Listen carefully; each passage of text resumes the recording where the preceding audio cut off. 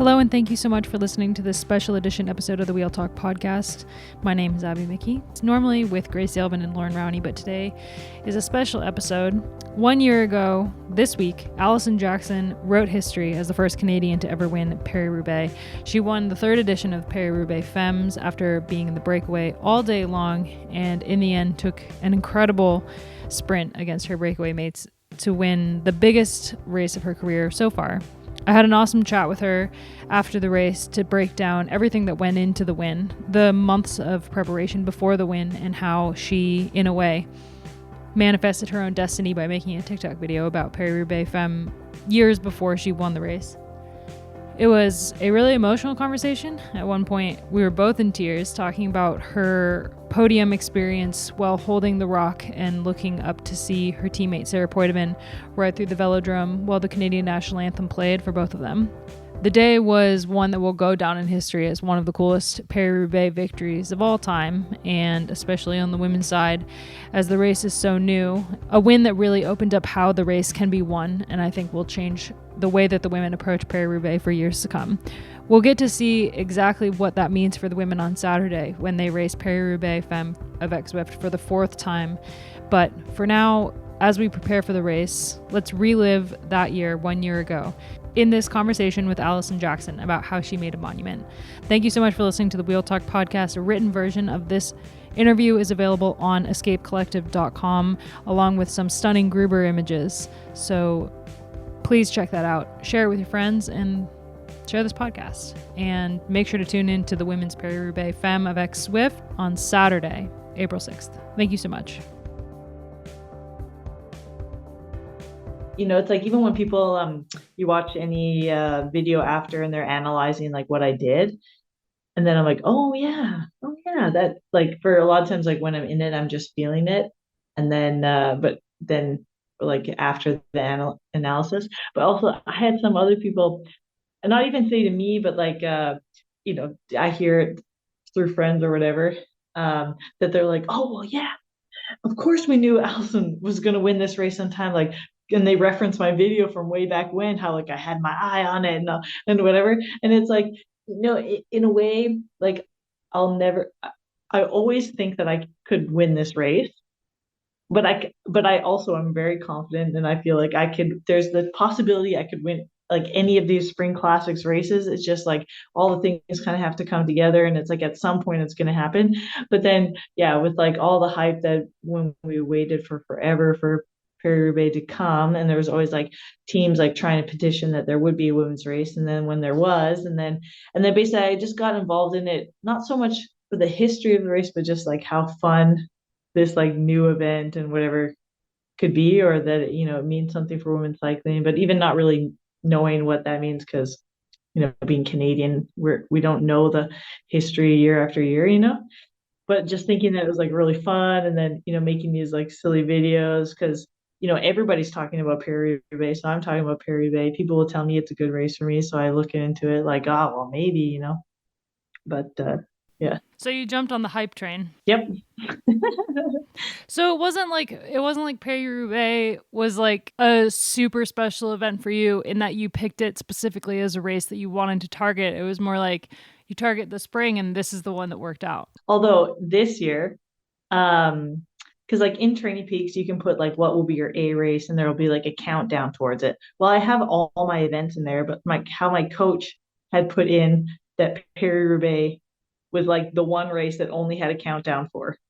So even from the very beginning, I was like, oh, it seems like the team really wants me to win this race. Or like when I had my early season meetings with the directors and stuff, they kept talking about Paris-Roubaix, like, basically they, really want you, fit for Paris-Roubaix. So then it was like, okay, it feels like the team really wants me to win Paris-Roubaix. But then to be so singular focused is like, I think it's a bit ridiculous as a bike racer, because so much can happen, and there's so many other races before then, and whether you're injured or sick or whatever, so you gotta roll the dice with all the other races. But still, I kept making the jokes about like there's only the countdown for Paris-Roubaix. Every time I'd log in, it's like the race we're looking forward to is Paris-Roubaix, and so it's like when you look back and you kind of see like, oh, did I manifest my own destiny in this way, or thinking back to like, yeah, my Paris video about being like so excited for the race and like how do you prepare for the race and then and it being canceled and then oh but it might be back on again and just like adding to the hype of it and then disappointment and whatever and then yeah but I mean I also like in the first edition like and it would like I love a little bit of chaos in races. I mean that's why I love bike racing, but the wet edition of Paris-Roubaix was way too much chaos. And I remember finishing after and just being like, also your body is throttled and I crashed 3 times and oh man, blisters on my hands and all of that. And then someone goes like, oh, are you ready for the next one in 6 months? And I was like, don't talk to me. But then I think like, and then like still finishing 24th and then thinking, like, or and then the next year is a dry edition and I was 13th with one crash and I thought, yeah, if I had a clean run at this race, then yeah, I think I could, be in contention for the win. But that's the thing with Paris-Roubaix, it's like there's so much that's out of your control. So, and I think that's where you get the love-hate relationship with Paris-Roubaix, is that like, oh, it's so rough and it's hard, and if you crash on the cobbles, it's a really hard type of crash. It's not like crashing on pavement or whatever. The stones are just so hard. Um, but yeah, and the chance for flats and whatever else are just like way higher in this race than any other race. Um, but yeah, always just yeah, believing that I think if I had a clean run, then could be my race. But also the dry edition. So the wet edition, I was like, oh, this is only for the fans. This type of race is like so entertaining for fans to watch all the action. They want to watch from kilometer 0 to the end because there's crashes and the things and the favorites are out and then there's these other anomalies happening and watching all the like the action of when you're rolling over the cobbles, like all of it, the fan, it's for the fans. But then when it was a dry edition, then it was just the right amount of chaos for me. Like because then I'm just trying to not ride on the cobble. Whatever I can do to not ride on the cobbles, that's what I'm doing because it just like saves your body for the final. Like at the end of the day, wear and tear is just a little less. But then you're like hopping in and out of the things, and I just feel like it gamified the race. And so for me, that just makes it really fun and jazzy and the right amount of chaos. So the second edition, then I was like, ah, like I really love this race. I think it's like really fun and in the action and just the right amount of chaos. So yeah, then I think like then when looking, I would look forward to um Paris-Roubaix, just yeah, so like you can gamify it. Walk me through like the prep for Paris-Roubaix because you obviously you switched teams. Did the change of teams from Live to EF change how you prepared for the race or for the spring classics in general? Well, I think because I've raced all the classics for a number of years now, then my preparation is a little different where I don't need to do so much recon before. And so then this team you can do a little more like fly in, fly out sort of deal. But because it's a new team, really what I was focused on in the spring was how I can teach my team. So even like tactically or looking at the course or using VeloViewer and trying to get everyone on the same page so that we're using the same language so that our communication is better in the race. And like I really believe that like I've tried to win, these classics on my own and I can't do it. And I really need to have a strong team in order to make a good performance.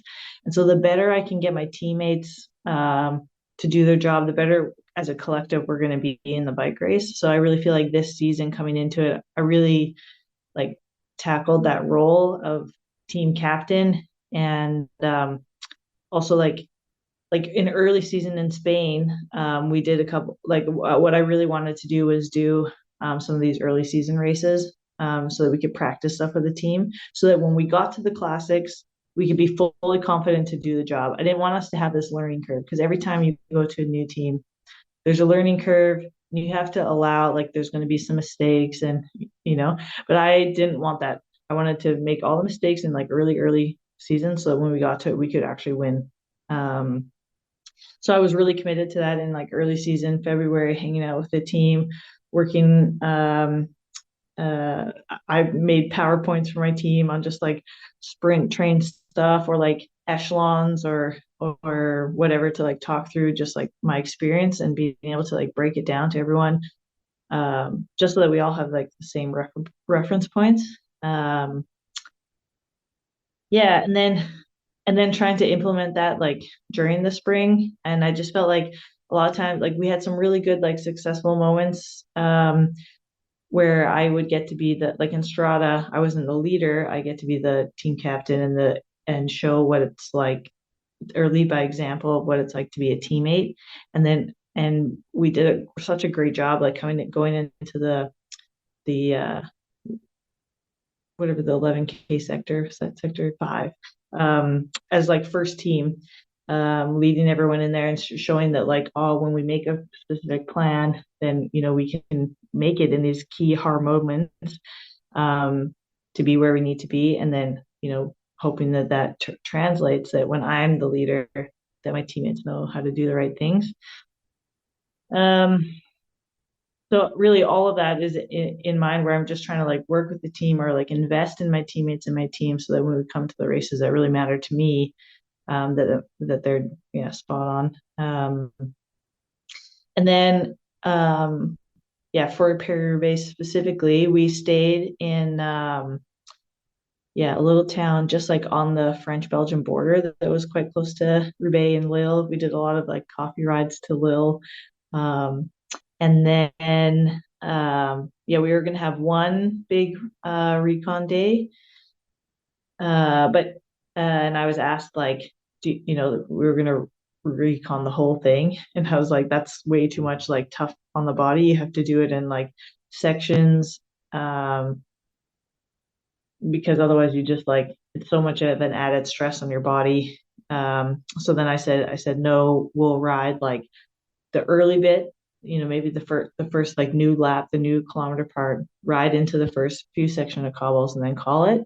But then, and like for me, since I've raced the race before, I know the other sectors, but mostly you got to check out every sector as close as you can to the race to know if you can ride the gutter or not, or what those look like, the run-ins.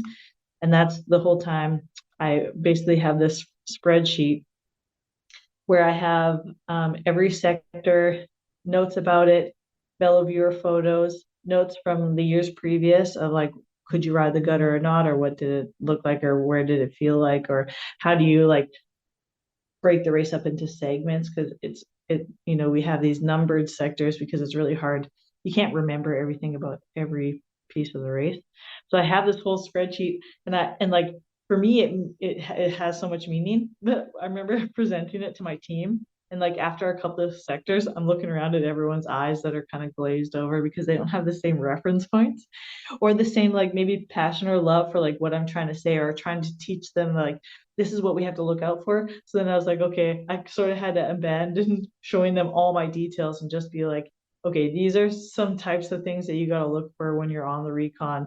And you got to test like what it's like riding on the cobbles, off the cobbles, where you put your hands on your handlebar. Um, Trying to do a few more like kind of broad stroke stuff, but then really like just adding to my notes, you know, potholes on the side, or like it was, if it's wet, it's going to be a no-go, or like this year it looks better on this side or whatever, and just writing in all those notes. And then yeah, and then it's like the new equipment. So we ride the same bike, so that's easy. For the body, you're already adapted to that bike. We don't, have a specific Roubaix bike, but we did, change the tires. So then to just test, like I generally know what sort of PSI or pressure I'm going to run based on previous years. But then, yeah, just having the feel, with the new tires, what it'll be like, or if you're going to run tubeless or tubular. Um, and that was basically what the. Do you do this kind of recon for other races, or is this a specific Paris-Roubaix because the race is so chaotic? Yeah, I just think that Paris-Roubaix needs a little bit more attention to the recon, because when you just like riding in the gutter or the cobbles meet, the road changes so much just because of the dirt and how the cobbles are. the road year after year, or how the weather is, really changes the course. Whereas like in other rides, like Flanders, you can ride the course over and over, and if it rains, you just know that it's the same course. It's going to look the same. It's just going to be wet. Whereas like Paris-Roubaix, the stones shift, and they're show like there's going to be potholes on the cobbles, or how the dirt is on the gutter, or is there a gutter, or like has the farm road creeped in, or like there's it really changes with the weather and year after year. So I think that's why you got to take more attention to looking at Paris. But oh yeah, also we were staying quite close. And one of my philosophies is the ABCs of cycling. Always be coursing. Whereas like if you at any time, like if you can always be riding the course, then that even if it's like easy rides or whatever, you're just going over and over it again, but then it becomes where you don't have to think about it. So anytime you can ride the course, you should do it. So then also when we were only going to do the recon the one day, then I was like, well, we're going to set up another like one of our coffee ride days to go to the velodrome or like ride the last 10K. And so we just did that, like just the girls and I going in. Cannondale ended up coming following us or whatever. But that's always like when you can take your teammates into the velodrome for the first time, because even for us or me as a Canadian, not really like knowing so much of the history of the race, or watching it a million times or whatever, but still when you go in there, there's such a special feeling of like, because none of our races finish on a velodrome, and so to like see it and to imagine what it would be like to win this race, and also from doing it in years past, on Paris-Roubaix Day, the air just feels different.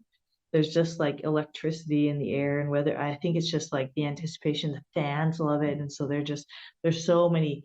Every team has its own media crew that's there. There's so much like storytelling you can do in this race and the anticipation of it. And so even when I go into the velodrome now, I still remember that feeling of being in there the first edition. And even like seeing Lizzie Dinan win. And I have the poster of her and her quote at the end of the race, which was like, this win is for all the women before us who didn't get the opportunity to ride this, and for all the girls like coming up ahead. And I just think that, or like she was such a great person to win it for the first edition, and to have like that really big perspective of the sport. And yeah, and it also just like ties in a lot more meaning to why we need to have this race and what it means to win this race compared to other races, because it really is like where you put a pin in the history of our sport, of where we're like moving to and progressing. This is like the kind of race you could get a tattoo of. Like you could get a tattoo of the cobble on you now that you won this race. I have the Olympics. That was like my big one. Yeah. And then so many people say that, like, will you get a couple tattoo? I don't know. I've got the Rock. That's oh man. Yeah. Well, you say that the air feels different on the day, and I really want to talk about the day specifically, but I think like for you, the race sounds like it started from the very beginning, from the moment that it was put into your training peaks, but the planning, your planning of how the day was going to go out and how you were going to win this race based on the races you'd already done in the season, watching how the season had played out so far with ST Works being so dominant and going into the race the clear favorite to win. When did you start planning that you needed to get ahead of the race? Yeah. So I think I can be really analytical after every race, into like, okay, if something didn't work out, how can we got to be creative, and we got to think differently about the race. And before Flanders, it was the same thing. Like so much of our races, we had sort of been waiting for like the big moment and then trying to go with the moment. And in Flanders, and also with how my shape was, or just how I saw the race and the weather and whatever, I was like, I really want to get ahead.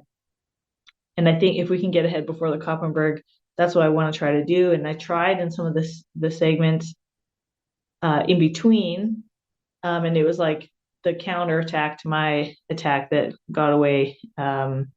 Whatever, early Shabe and whoever it was that they, and they, I mean, they beat all the chaos that happened on the Koppenberg, and so many of us lost the race on the Koppenberg from, not being able to cycle cross that climb. Um, so already I've been thinking that like we got to do something different than wait, because like when if Demi goes or a lot of Kopecky goes, or even in Ganwelligan when Marlon Rooster went, then like you that was it. And it was like they can go early, but even when you think like everyone should know they got to follow those things, and either they don't or they can't, but then they don't work together to get it back. So then it's just over. So just really thinking, I want to get ahead, I want to get ahead. And then I was so frustrated to have missed that moment in Flanders, because that really was the moment when you had to go. So I think it's just like some of that was just like really fueling fire in me, that, and also I don't, to just like wait. And then if you miss it and then you just ride in to finish the race with like the bunch, it's just like, that's not a great feeling. And I would rather be in a race where I ride full out, maybe even a little, stupidly, but by giving my full effort, so that at the end of the race, you think I gave everything I could. So really, I was carrying that with me. And we're coming to like the end of the season, and I really had thought that we could have won a race in the spring, and that's also like what was on my, you know, my monthly calendar goal is like win a race, and it's like broad like that, that like it could be any classic, but I just really want to win a race. And so then, yeah, coming into Paris-Roubaix, knowing that we had this bigger circuit beforehand, that it was going to be very likely that a break could go and could get enough time. Because when we had all these crit loops, then we're riding so fast for positioning at every moment, nothing was ever going to get ahead. The bunch's speed was too high. But so then just knowing that, and then being willing that, like, you know what, I think this is going to happen. I'm going to follow my instincts, even though my team would say like, oh, that's not my role to be in like an early break. Um, at that moment, I was like, I don't care. I just want to like be a part of the action, or and be ready to just like put my whole heart into it. What did it feel like? What was going through your head the night before the race? It's like crunch time, all the work has been done. You've put in all the training, you've done all the recons, you have your spreadsheet. The night before the race, did you guys have a team meeting that night where you sat down and talked about the plan, or were you just kind of sitting on your own getting ready for what was about to happen? Yeah, we had our little. I mean, because I think also that week, like as riders, we had when we did the recon, we really kind of had a meeting a little bit. Like when we talk about how the race might play out. So we've talked about it like almost all week, to kind of like as riders. And so then, yeah, the night before it was pretty quick kind of a meeting, because I think we all really came to it with a similar agenda and sort of idea of the race. And then, yeah, just talking through a little bit more specifics. There's just kind of going over what we already knew, basically, and then, talking about where the key points would be. And I expressed that all I want, like, and trying to tell my teammates too, like, getting ahead of the race in this race is going to take you far. And so whether it's like early break in the beginning, absolutely go for it. If there's any moment once we get on the cobbles, at any moment, if you're in the front, make an attack, because it's and basically I was just trying to encourage everyone that we got to be aggressive in this race. Getting ahead, you're going to get, like you're going to help increase your good luck, decrease the chances of any of these crashes or things that might happen. And also like in a race like Paris-Roubaix, it's a race where you can do that, or getting ahead is just going to be better. So I was trying to, that's what I came into the race with. And even in the race meeting, basically saying like, yeah, once we hit the cobbles, at any time, if I'm at the beginning, I'm just going to be making attacks. I'm going to keep trying to get further ahead, further in front of the race. How did you sleep that night? Yeah, well, you know what though? One thing that's real fun is like I the thing about this race, even though you have like, a lot of like strong goals, or even put pressure on yourself, like in the end, Paris-Roubaix, there's so much out of your control. So like for me, it's really easy to just like let it go and be like really chill before this race. So And I think it's also really fun, like having Zoe on the team. Like Zoe's really passionate about this race, but she's also like she doesn't take it too seriously yet. She likes to have a lot of fun, so we can like make jokes and laugh, and we're always like end up being roommates.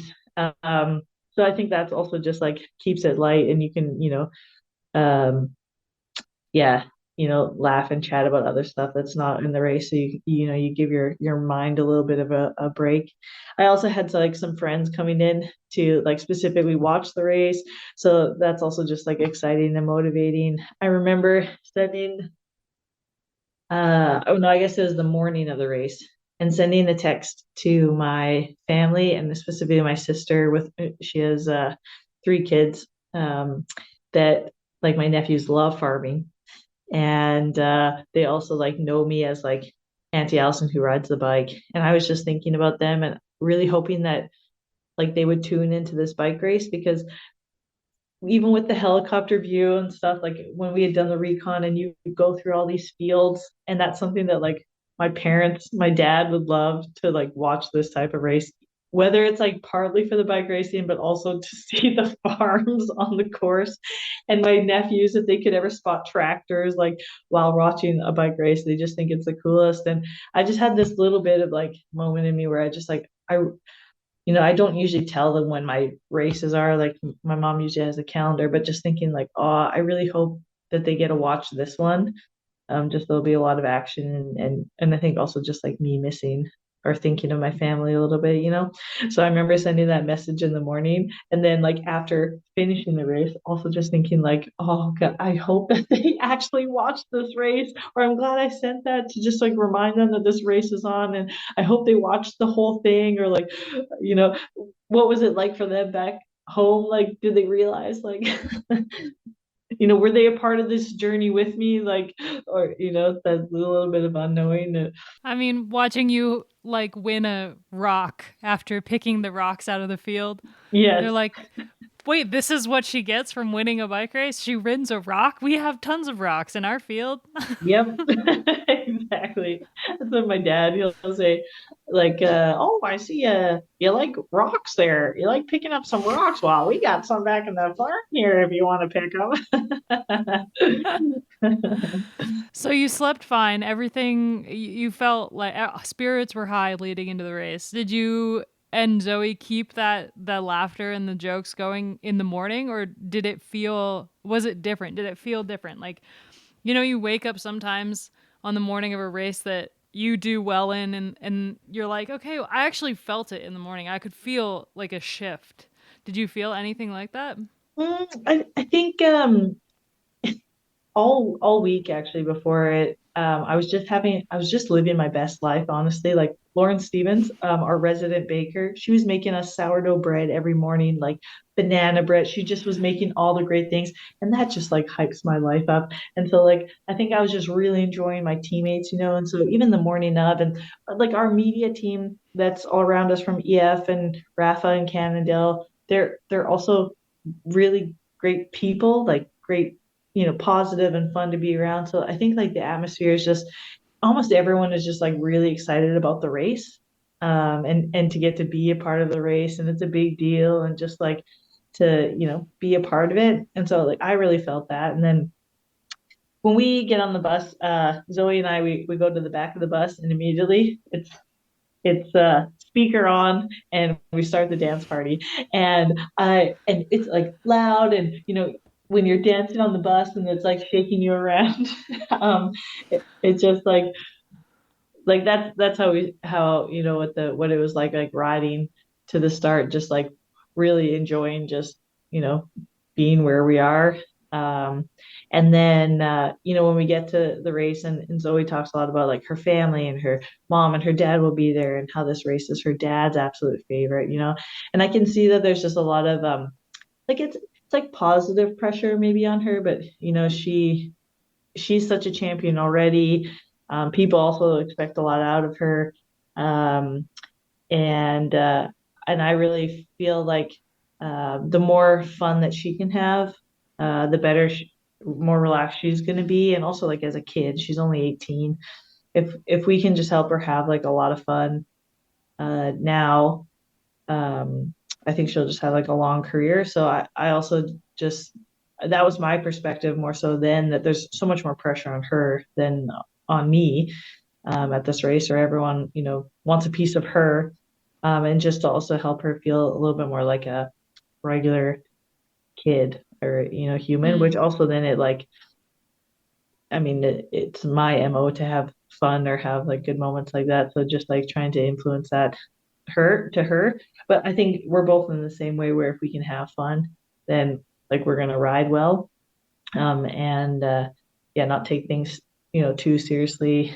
And then when we get there, it's also so fun to see. There's so many people we know that are there. Like here, Slappendale's there, and I love seeing her. So whenever I see her, it's a great moment. Or like Rihanna Ravenspuff, she also is with the Cyclist Alliance, and she brings her little daughter who is like such a weird kid, and I love it. Like she's just like this creative, like weirdo kid. And so I just want her to be my best friend. So I see them out there.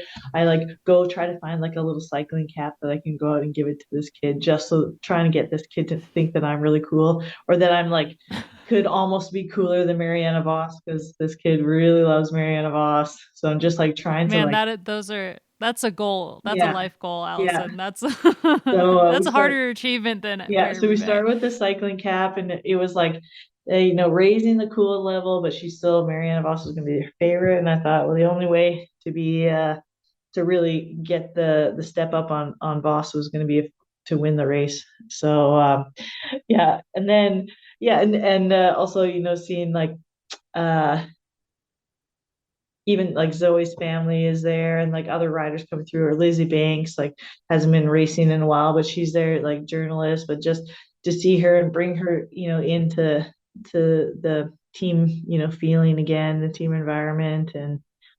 Uh and then I mean, like I also just love, uh like I'm an entertainer. So when we get crowds of people around and it's just like fun and I get to be the fun person, I just like I live off of that, and my like excitement grows with and that's why I say even about the atmosphere. It's just like everyone is like so excited, just the electricity in the air, and I just feel it, and then I exude that out. So it's just like it's such a fun race start. Even answering any interviews or whatever, it just is like it's very exciting and life giving for me also out there. Yeah, but even one of the questions I got asked, there was like, "Oh, are you nervous?" And this is like Ashley Gruber, which I also just love that our media team and like photographers that are around are also like good pals. Because anytime you get to see a friendly face, it's just like the best.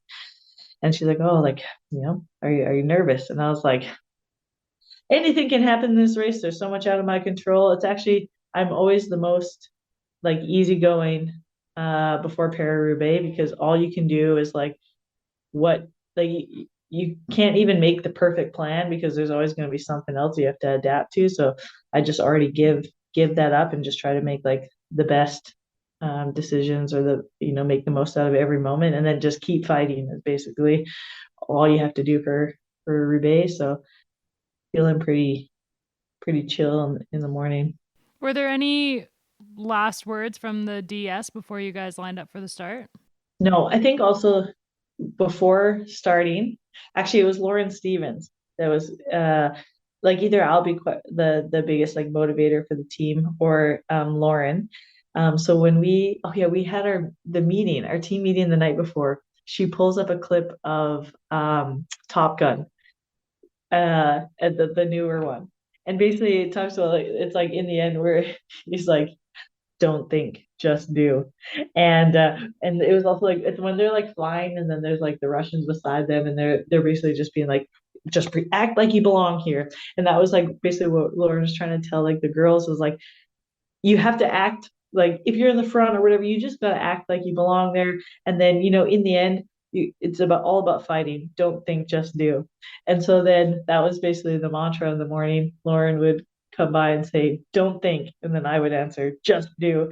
And then that was like kind of the last like words from Lauren. And then we wrote it on our stem tape or whatever on the handlebars, "Don't think, just do." And that was going to be the motto of the day, and sort of the motivator or theme.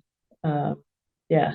So when you lined up, where on the start grid did you line up? Did you get there early, or was it kind of because there's a little bit of neutral? Were you able to be a little more relaxed with the lineup? Yeah, you roll in a little later. Um, and yeah, so I was probably starting near the back, like back third. But yeah, again, like no stress because I think with this, it's also like a little bit fun for me sometimes when you start at the back and then you like get to wiggle through everyone and already you kind of like claim this boss feeling that you can do it, that you can go from zero to hero sort of thing. So um, yeah, that's where I was at. And then when did the attack start, and when did you put yourself in the action? From the very, very beginning? Yeah, so we had like the team plan was there were supposed to be three other girls, not me, that were supposed to cover the beginning part. And all spring, one of my best teammates has been Sarah Poitevin. And Yeah, I love her so yep. much. And and she got such a last minute contract on the team. They weren't going to re-sign her, weren't going to re-sign her until December, really. And it was one of those things. Well, in the race though, I she's so good, and I it has been such a help to me. And but what I also have seen was that she's so good at riding the position. So a lot of times she'll get the job that she has to cover early moves, but she's actually really good. That if we could save her to the final, she could be super helpful in the final. But sometimes none of my teammates right now can do that early job because you have to be able to fight for that position and hold it. So in the beginning, and it was pretty chaotic, and I felt like Sarah was already like covering a move, covering the next move, like three in a row. And I was like, well, like, where is everybody else? I'm on the radio. Like the other girls, like, you got to be up here. This is your job. But at one point, I was like, because I'm just so impressed with Sarah, then like, hey, if someone else isn't going to do it, I'm going to fill in that spot. I'm just going to ride with Sarah because I know she's a great bike rider. So I just want to be around excellence. So just being around her and then covering some things too. Putting pressure on my other teammates that you got to like join us where we're at.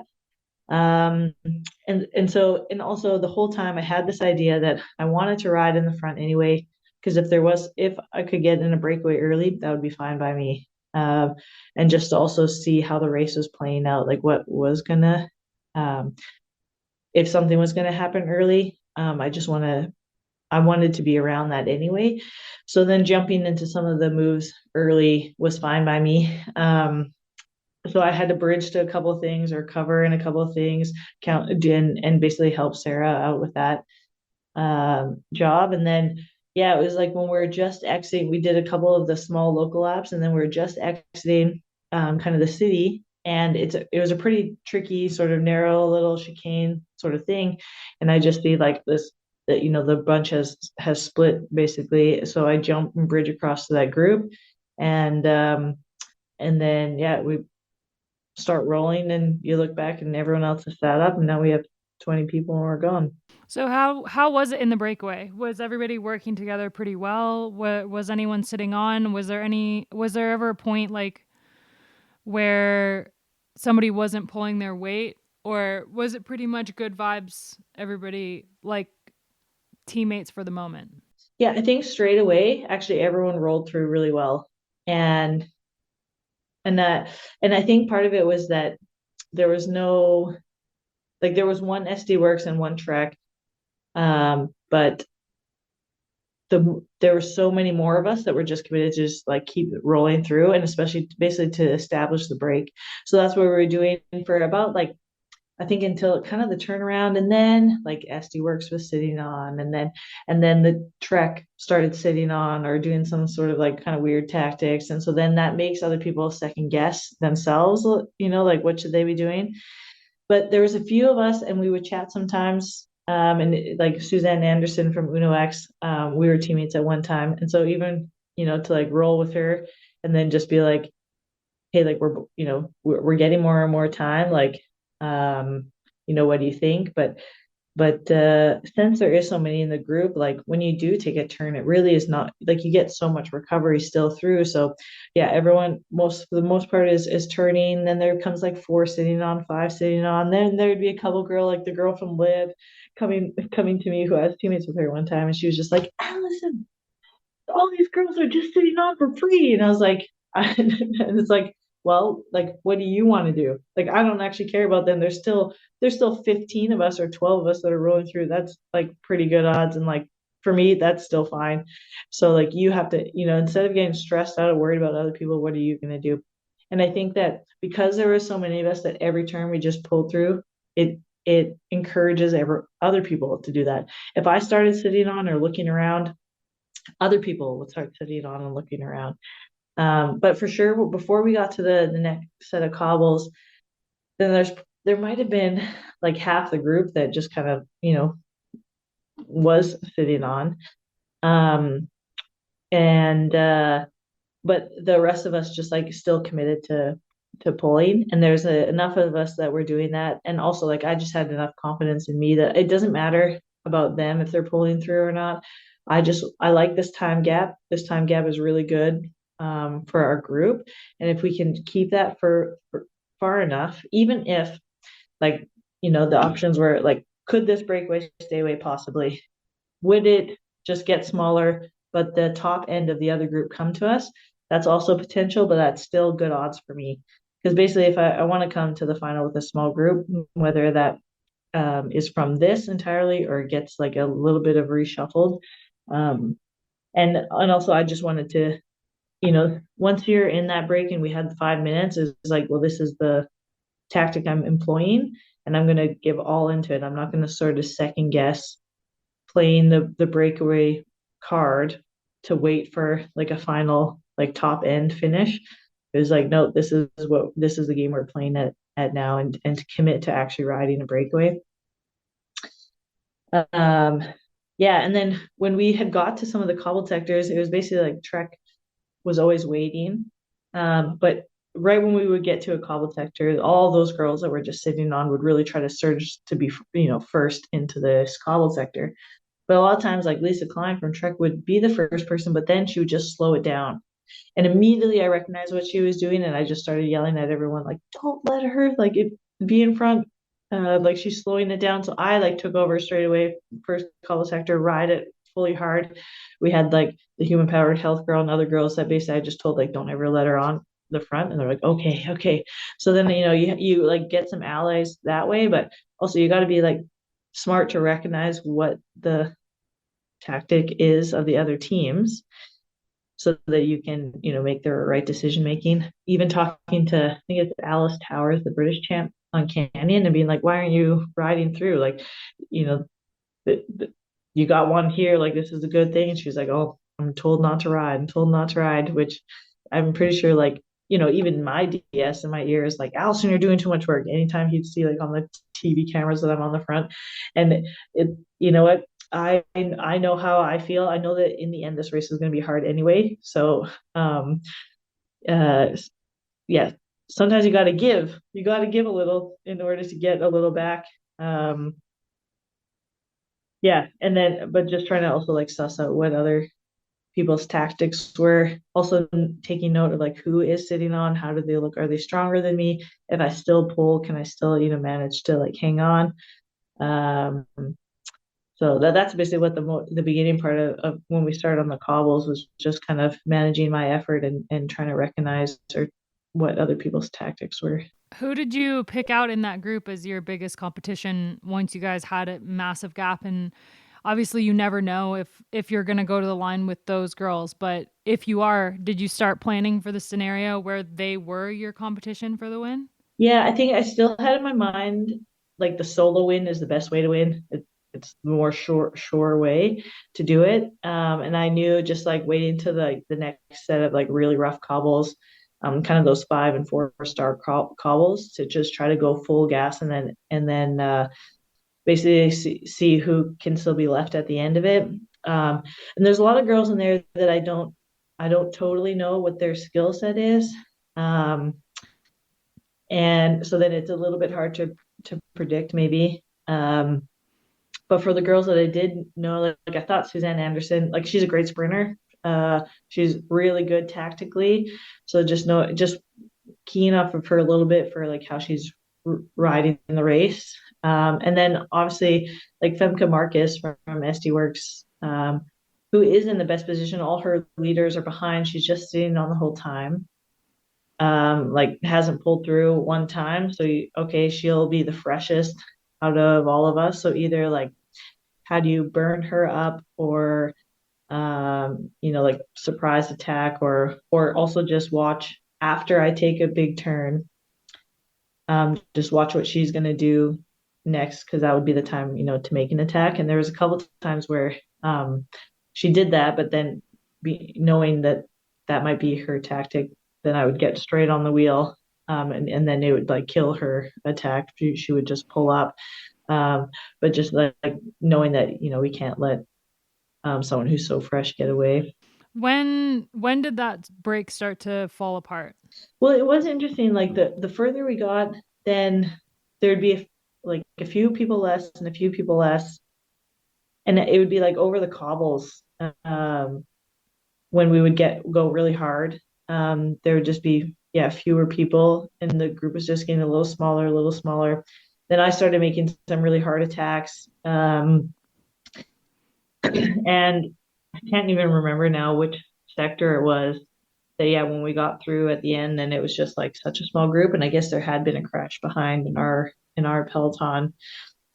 So it was really just, and that's like whether you'd be in that front group or the middle group, it's going to be attritional like that. Like people aren't going to get on the wheel as quick on the cobbles, or they're not going to take like the right and left hand turns that are on the cobbles the same way or the same speed or with the same confidence. Or like when I choose to ride the gutter, then I have way more speed, or to know when you can pick up the speed and not lose momentum. So there's going to be people that make gaps and make gaps. How much information were you getting from the car and from your teammates about what was going on in the peloton?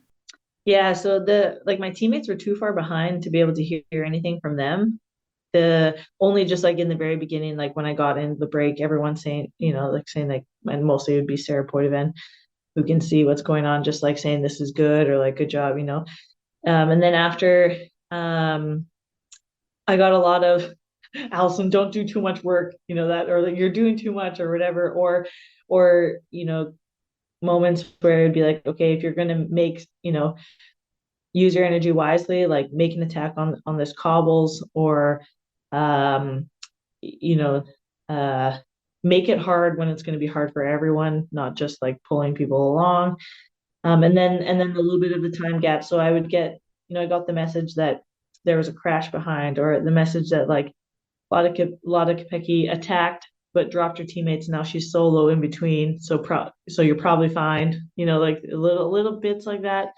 And then like as the gap was coming, down, just the time gaps.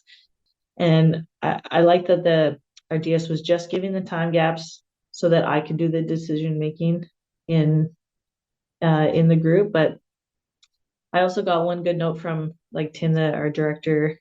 So when you come after the cobble sectors, you get this like at 3K to go, there's kind of like a slight hill.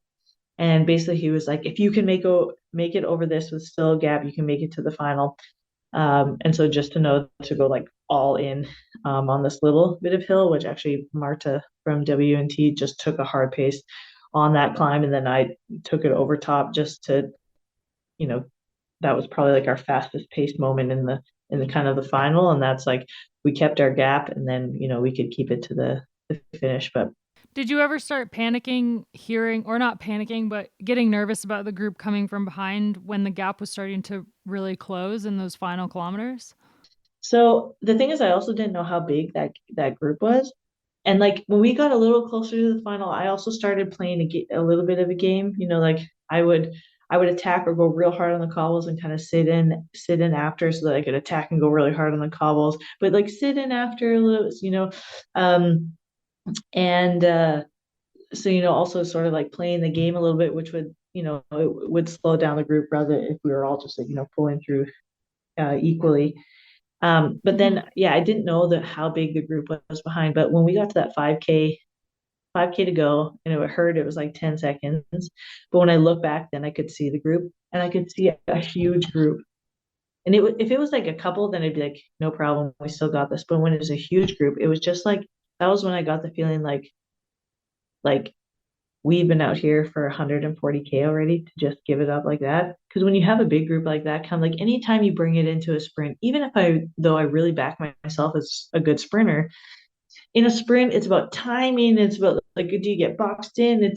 There's so many little things. Like you can do everything right all day and then lose it in a sprint because that's really hard to navigate correctly every time. And so I remember just looking back and being like, I don't want to have to take a chance at sprinting like a group of 20 or whatever it was. And so then it was like, nope, I've played the game so well all day to stay out here to almost make it to the finish. Like, there's no way I'm going to let this happen. So then that's just like the last cobbled sector, just taking it to the front, riding full, and also saying to the girls like, come on, this is our last like moment. Um, and then knowing that for sure, I had an ally in Marta for WNT. She was always like rolling, working hard, and the girl from Phoenix Alison, is that their team name? She at one point had said like, "Is this how you want to do it?" It was like, no. so so just knowing that there's going to be a few girls like that pulling through, and even though there's two girls, no, three girls. Yeah, there's only four of us pulling.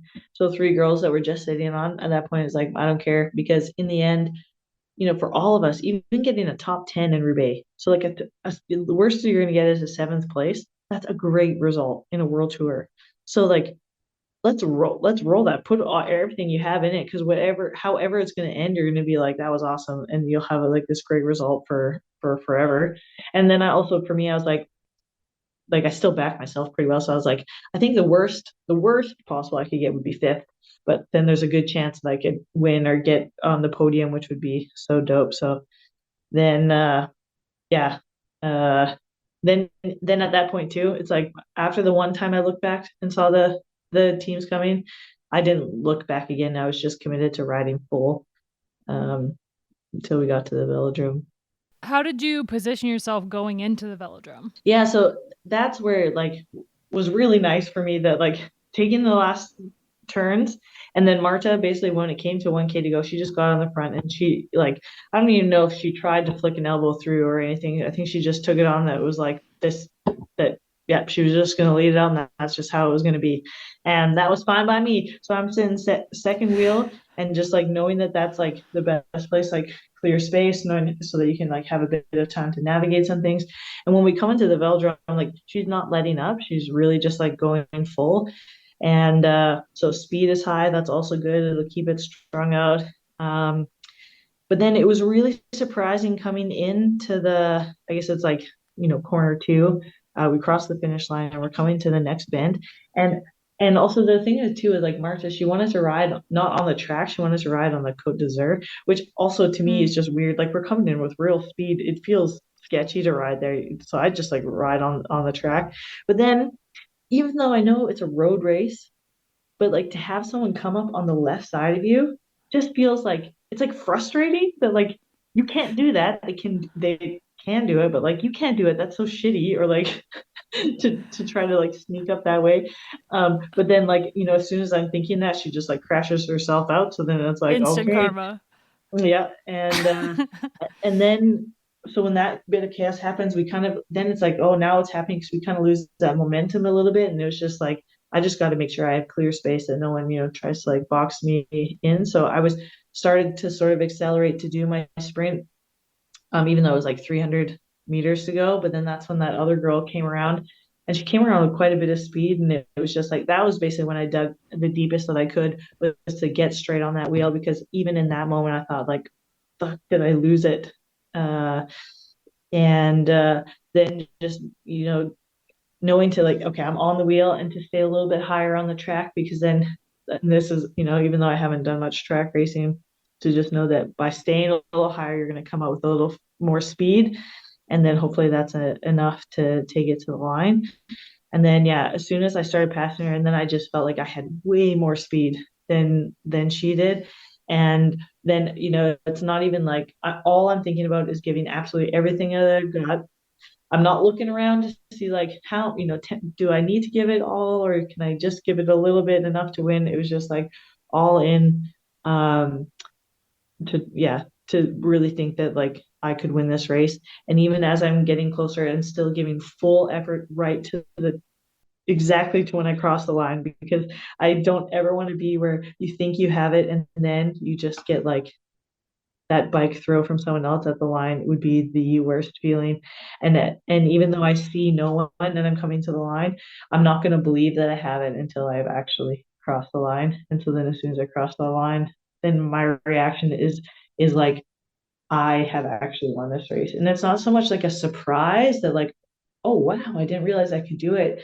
It's more like realizing the dream is real and that it's mine and that no one did this race better than me on that day. What was going through your head in the seconds, like when you put your bike on the ground and when you were standing there and you were getting swarmed by photographers? Were you thinking, this is it, that I've won this race? Or was it just like almost not disbelief, but just like, when your head goes blank and it's just like, holy crap.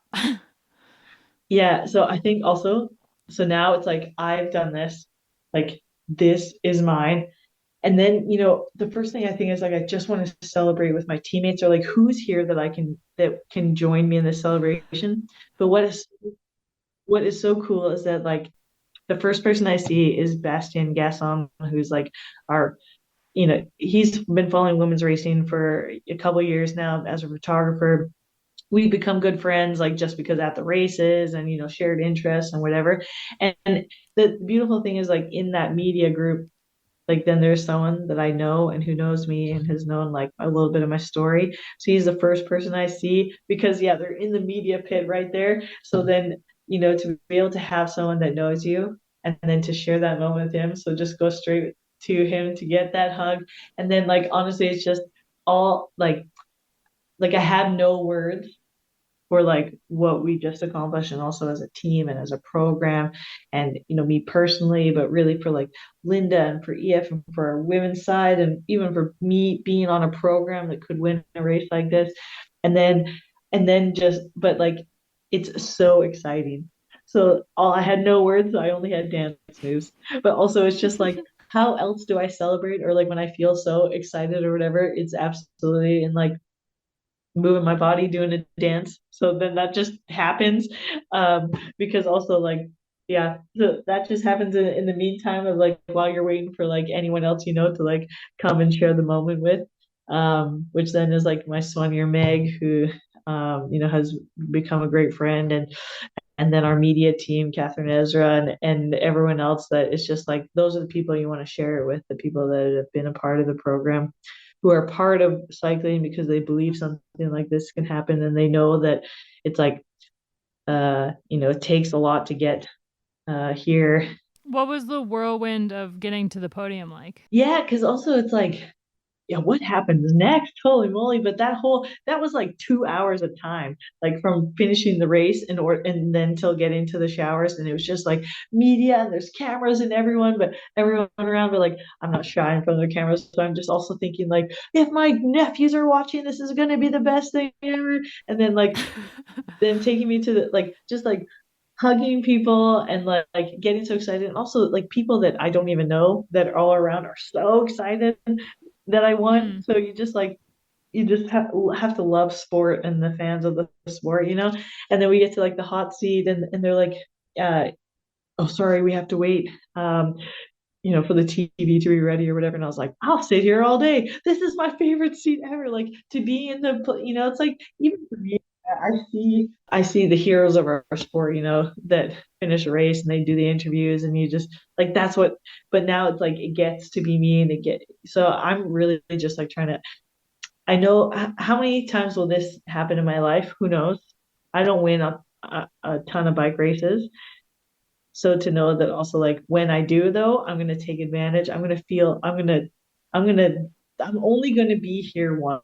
I'm never going to be here again at this time and this day. So to soak in like try to make time slow down and just like soak in every moment so that you create these strong memories that you just like. I mean, I've been in the sport 8 years to try to do something like this. It's taken 8 years.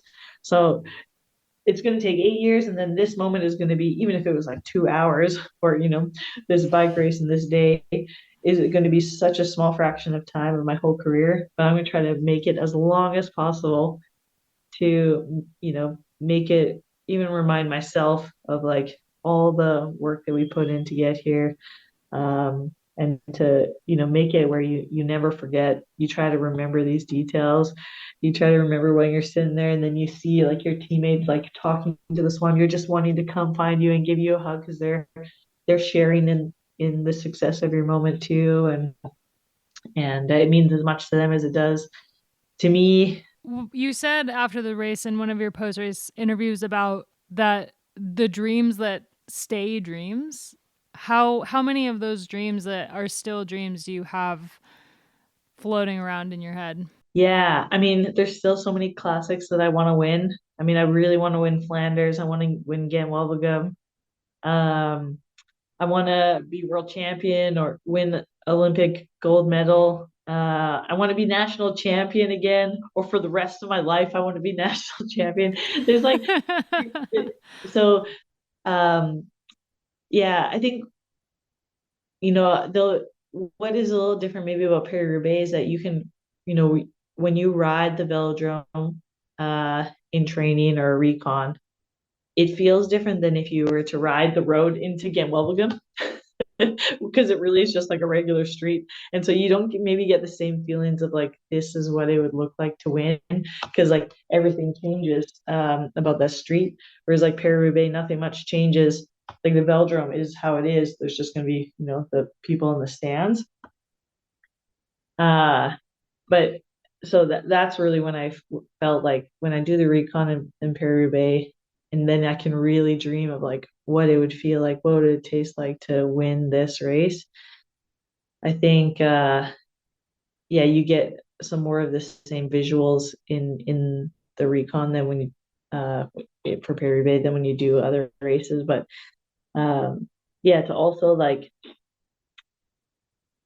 yeah, a world champion feeling, or like sitting in the rainbow jersey, or it's almost like sometimes for me it's almost like any race, when you get a win, it almost becomes like the biggest race, right?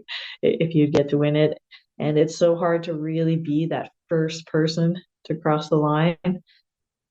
um that Yeah, so I still have a lot of dreams of just like, yeah, winning big bike races, winning a stage at the tour. Once you got on the podium and they handed you your rock. Oh, they don't hand it to you. It comes out of the floor of the stage. You're right. And It like it raises out rises on a up to platform. you. It's so wild.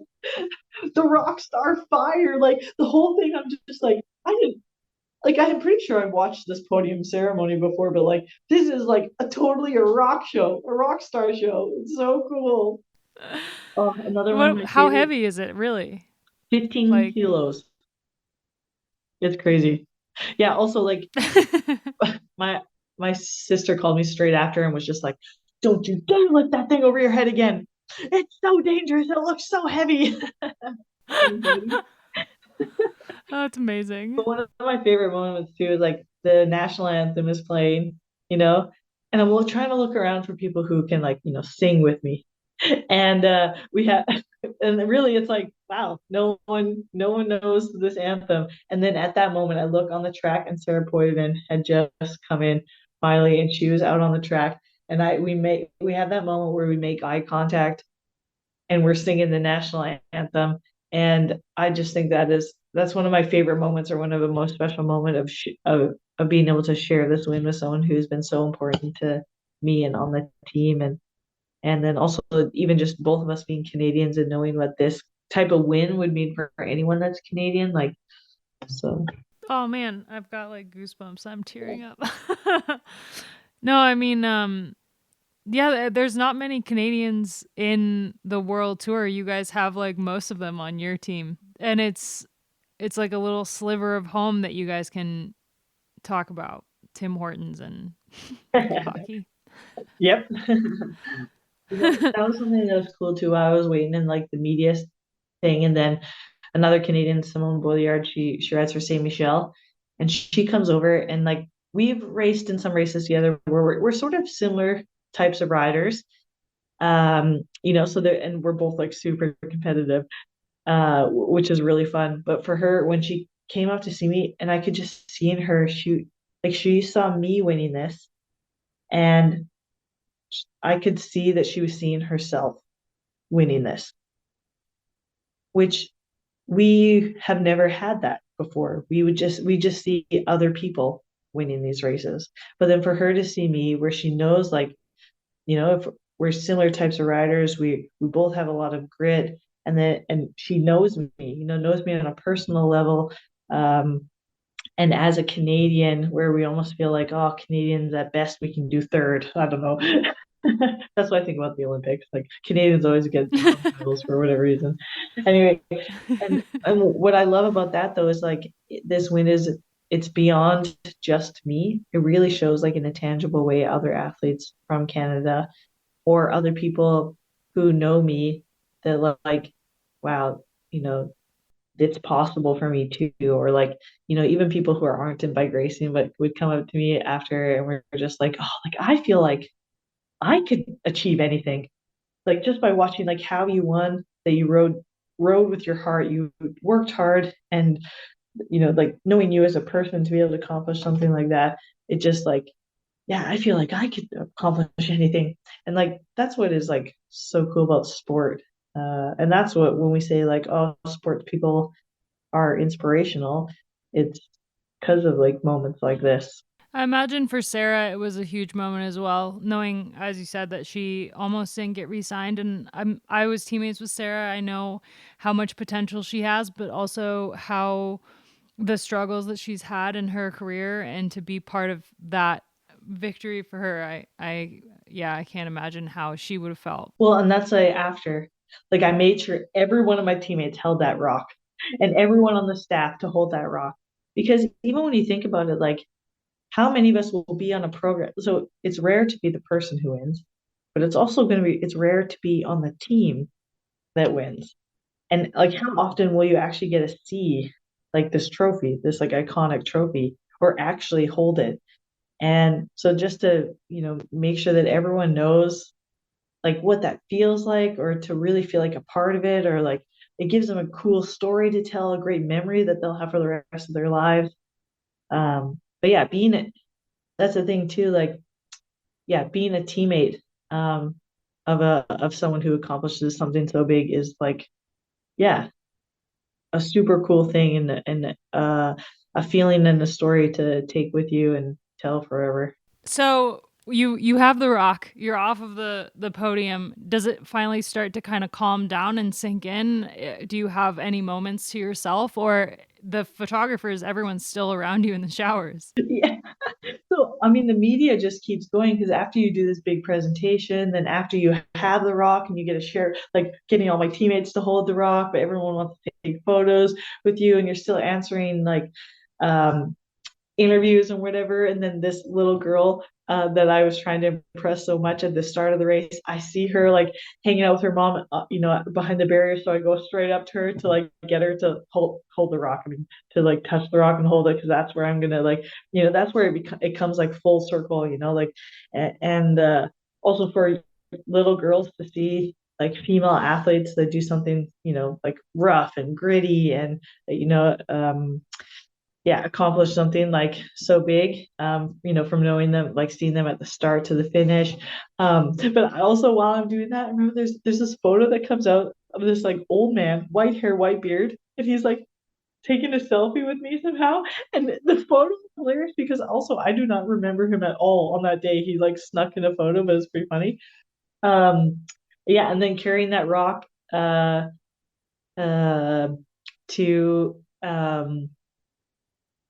oh, then we had to do anti-doping, so then that like takes longer, and that's when my family calls me, and then, just they were all together actually for the Easter weekend, so they all watched the race together, which was just so beautiful. All my nieces and nephews, and also it makes them think I'm that much cooler because like everybody's there that they think it's the coolest thing. So my nieces and nephews are just like even if they don't really understand what's going on, they just know it's like a really big moment or really cool. And so I just love that, they all were, you know, um, they were journeying along the whole time with me. And I think that right when I finished it, I had a sad moment where I thought, oh, like, you know, my family's not in this continent.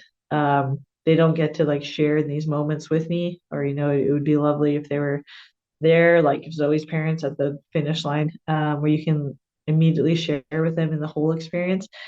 But then when they called me and they were all together and they had all been watching it, and then it was just like really beautiful for me. I mean, they have, you know, for them, like I, see them so much less because of this career choice that I've made. And, they've had to make a lot of scheduling, uh, like missed priorities or whatever for me so I can still do all my training while we have family time or at Christmas or whatever that we're doing. So they've had to like whether we say like make sacrifices or adjust their programming for me for many years now. And so for them to also like be a part of it live action, uh this big moment of success was really special to me to know that that was happening back in Canada. And then yeah, after that, then you go to like the big press room, like that's like inside at the indoor velodrome that's there. And then it's also lovely, like a few other like a lot of journalists I don't know. One and so it's nice like having, another sort of familiar face there. And then like it's funny, some journalists asking me questions about like my home life that it's like people just know things about me now. And then trying to or giving the mic to the Rock to answer a question or whatever. I think they asked like, "Oh, will you be making a TikTok with the Rock?" And I was like, "I don't know, Rock. Do you have any dance moves?" Mic to the Rock. Anyway, and then so then after all of that, then it's like pretty quiet. A lot of other teams have already like went home. A lot of fans have went home. So you walk out of there, and there's still like the odd person that's just like waiting, just like they'll wait as long as they can to get like a photo with me or something. And then to go to the showers, like other years when you go to those showers and it's busy and you wait your turn, and then really the shower itself is like this wee dribble because everybody's using. There's no water pressure. Everyone's using the thing.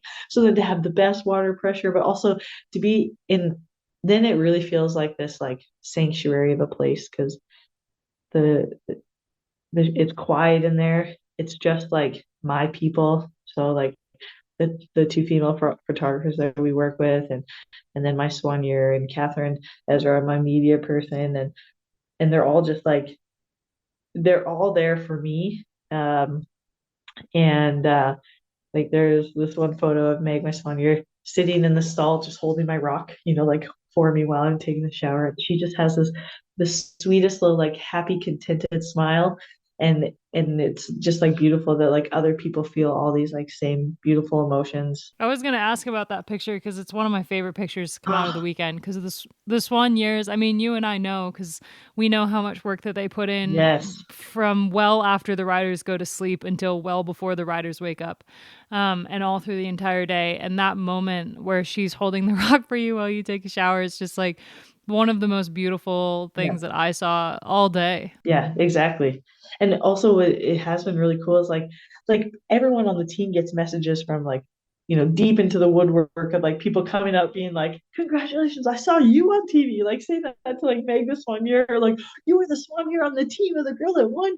And it's just like I love that it just has these ripples out to everyone. But yeah, and it's just like sometimes when you're camping and something is so simple but you're still doing it and it still takes work, but it's just like simple task, but it's just like beautiful because you're outdoors and you're camping and there's not another care in the world. That's the only thing you have to focus on. And that's kind of what like it was like in the showers. It's like you still have to do this thing, but it's like in a quiet moment and you just get this like, yeah, piece of doing your thing in the sanctuary of the Roubaix showers. And then finally like coming out and doing the long walk.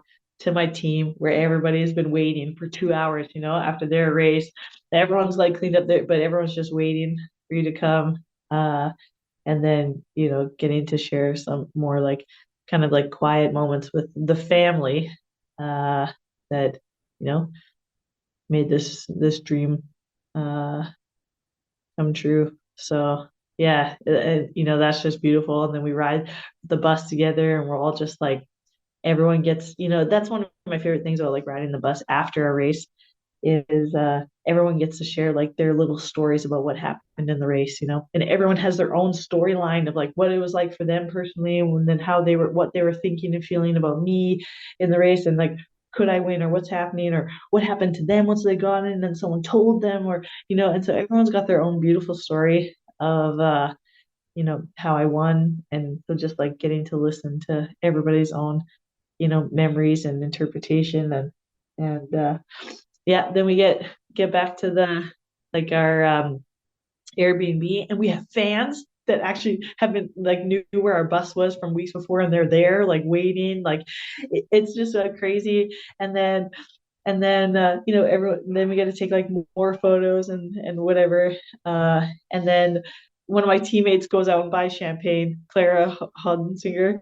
Um, she like straight away when we got back in, she like went out to get champagne. Like it's a whole team thing, that just like so we can celebrate this together, and then getting to like share with my team that like because I know it was me that got into the break, and then it was like a long time for me of decision making on how to win this race. But because my heart is so happy being on the program, uh, because the characters of the people that are on the team are just lovely people to work with, and I have a lot of fun. It that whole base environment uh, allowed me to see the race the way that I did, or to have the energy or the tenacity to do what I did in that on the day. And so then to be able to like that's what it means when you win as a team. It might not be like in the race, like no, I didn't get a lead out for the final or whatever, but it's like all these things that are before it that um, make this base environment that makes me like so happy, that allows me to do what I did on that day. And so to give a speech and to make sure everyone feels that they like it really was important who they are and what they've been for me as a teammate or a staff member, um, all leading up to this race. So Could you sleep that night? oh, not at all. Nope. Yeah, I'm pretty sure for the next 3 nights I slept 4 hours, honestly, because sometimes like if you don't do things right in a bike race, you like have a sleepless night because you think of all the things you could have done. But I would just think of like, wow, or like replaying different moments in my head, or like, and then there's all these messages to answer, but just like, wow, yeah.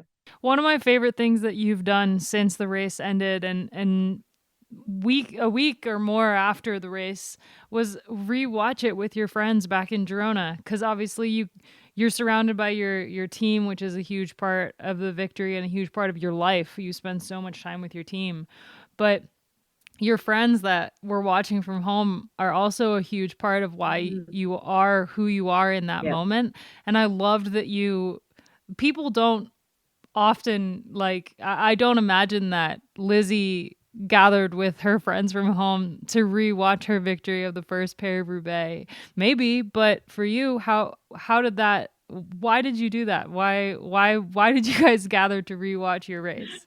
Well, yeah, that was funny. It was like they have this surprise party for me, and I show up and they have the race on or whatever, and it's pretty funny. But when we get to the final, what was really, because that's the thing that I love is like everyone has their own story about what it felt to them and what it meant to them when they watched it. So then now I get to watch them basically reenact how what they were thinking when they were watching it. So I just got to watch them watch me, but in all my friends, I could see just the like hope that they would have for me. Like, is this possible? And rooting for me, but also then all of their like worries, like oh shit, she's not gonna make it, or like maybe she is gonna make it, and then and then when you see all these people that just like love on you so much and hope the best for you, and then even then when I do win, and you can see in them just like they feel like champions. Um, and that, that's what I think is like crazy about this win, that it has these ripples to other people, or that it means so much to more than just me. But also these people are like, Carol Ann, who I've raced with for forever, and other Canadian bike racers that are either retired or still doing it, that like they know what it takes. Like they've been through the ups and downs of like trying to make it, or like getting contracts, or having contracts lost, or like, try almost missing, almost getting a result, and then, having the worst luck, or things aren't working out for them, or whatever. They know what it's like. And also they've, for their own personal experience. So then to see how much, it means to them, and they know the value of what this type of win is, was, yeah, it was just really beautiful to see, uh, yeah, all the emotions and stuff of my friends watching. Yeah, because also like we don't get to do that when I'm racing. I don't get to see how other people are, how their journey is through the race, so after, just getting to see, yeah, all their emotions and things, it was pretty special. I mean, a lot of bike races, winning a bike race is a special feeling, but winning Paris-Roubaix, this is something that your entire life, for the rest of your career, you're going to be a Paris-Roubaix winner. Yeah. There's only 3 of those in I know. existence. Yeah, so I won 33% of the races, of the race starts. That's a really good stat. Holy. What kind of confidence does a win like this give you going forward? Oh yeah. I mean, How has this changed the trajectory of your career? so that's the thing. Like, because I've really taken time to just celebrate it, I put this confidence, it's like deep into my bones. The belief in myself is so high. But I also really understand that like it's progression in cycling is never linear. So like, you get to Europe, and first year I was getting like top 30s, and then top 20s, and then, oh, I got a top 10 or two, and I was like, oh, for sure next year I'm winning. Well, it's not like that. You can have like a breakthrough something, and then you still have to, like, every race you're still gonna have to work so hard for it to try to win. And so I think I really just take this as such a special gift in the moment. I'm going to take from it so much confidence and belief in myself and my instincts, but like probably I'm going to lose a lot more races before I win my next one. But um, it doesn't mean that I don't, like, probably in every race that I go into, I think absolutely it's possible I could win this. And what I hope more so that it does is like for the whole team to realize that like it's possible, and that you got to take into this mindset of like, you got to risk it. You got to risk losing in order to win. Um, and so I think for me too, it almost like this makes my season already a great season. And I'm looking forward to, I guess, the opportunities I have in the next races to, yeah, risk losing in order to win. So ride boldly, try some things, because, I've already like made a name for myself, or had this great win, that now I can take some more chances or risks, or try some things. Um, yeah, and also like be confident to put my hand up, when I say like, hey, no, I want to have a day at the Tour de France where I want it to be my day to try to win. um, and world championships. Like I think now all of our Canadian athletes, like if I say I want to win and I think I can win, my teammates are going to be like, I believe it too, because they've seen that it's possible. So I just look forward to kind of the future of, yeah, Canadian cycling, and yeah, what the next kind of races will look like for EF. Okay, final question. How are you going to get that rock home? I have no idea. I really need someone to step up as a sponsor to, get not like a party plane. So basically, I need me, The Rock, and like all my best friends, to party rock this thing home. You could try to, maybe like the next time you go back to Canada, you just take a steamliner. Or you just take it as a carry-on, like your rock. I know, like, is it classified as like a blunt, Uh, It's true. It might not make it through customs, yeah, I don't or it might know. not make it through the you'll be going through airport security, and they're gonna be like, "This is dangerous. Yeah. This is a hazard." I have no idea. Allison, thank you so much for walking us through the day. It's been, I mean, like, for me, like, I've known you from the very, very first race of your career to now. And so Yeah, it's like pretty cool to watch this. And also, like, um, yeah, I hadn't even really thought of what this day would mean for like Poito, and also your other teammates to be part of it, and even the teammates that are watching from home that aren't there at the race. It means so much to everybody, and yeah, I like this will be one of my favorite bike races that I've ever seen in my life, and will be the race that I like show Lila when I'm like, this is why women's cycling is cool, yeah. when she grows up and she understands it a little bit more. So thank you so much for, yeah, for your time and for your reminiscences. I love it.